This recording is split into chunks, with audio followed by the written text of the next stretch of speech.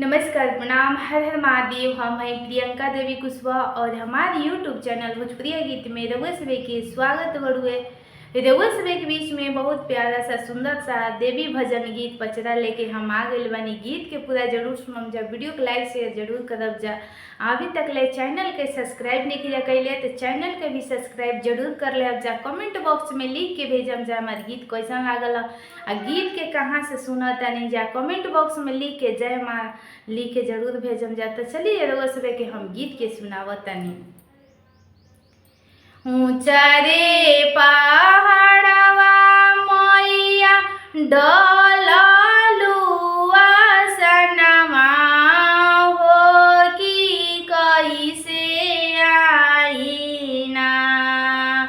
ऊंचा रे पहाड़वा मैया डललू आसनमा हो कि कैसे आईना।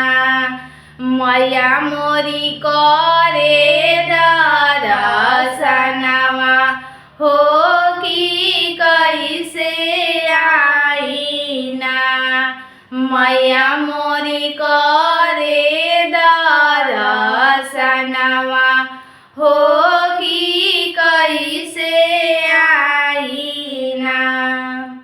सोने के कलशवा भरी गंगा जल पनिया हो कि कैसे लाईना।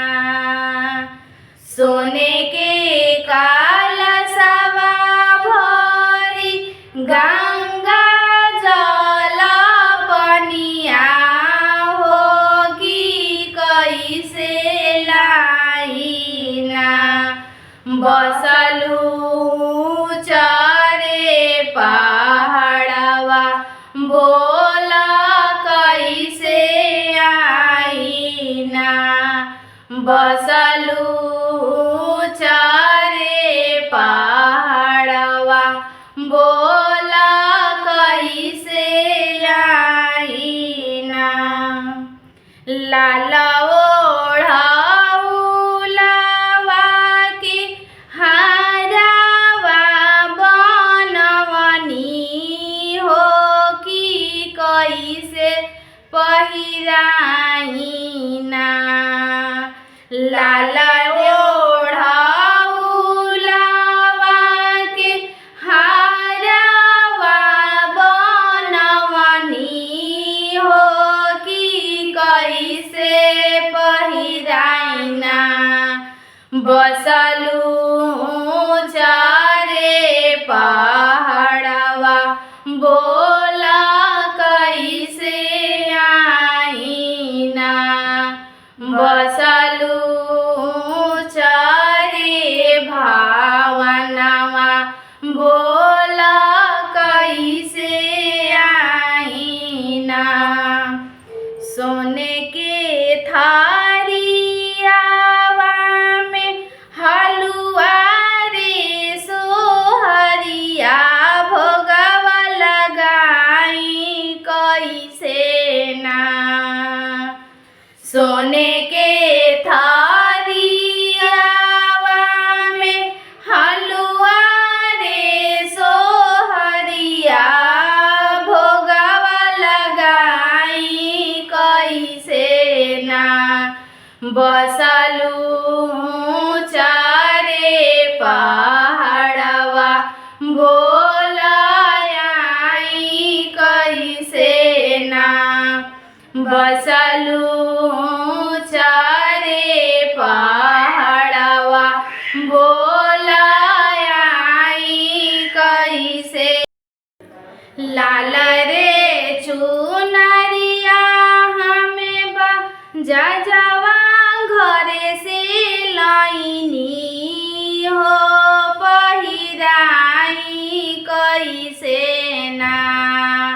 लाल रे चुनरिया हम बाजा जवा घरे से लाइनी हो पहिराई कैसे ना।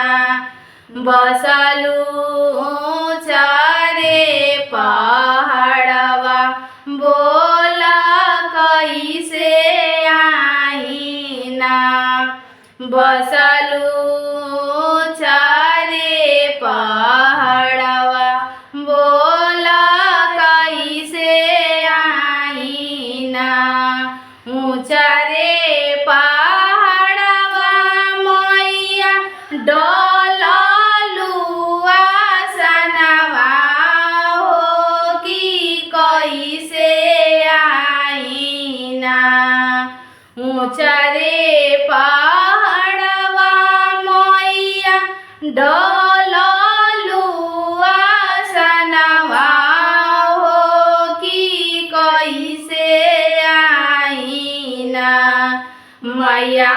मोरी करे दर्शनवा बोला कैसे आईना मैया मोरी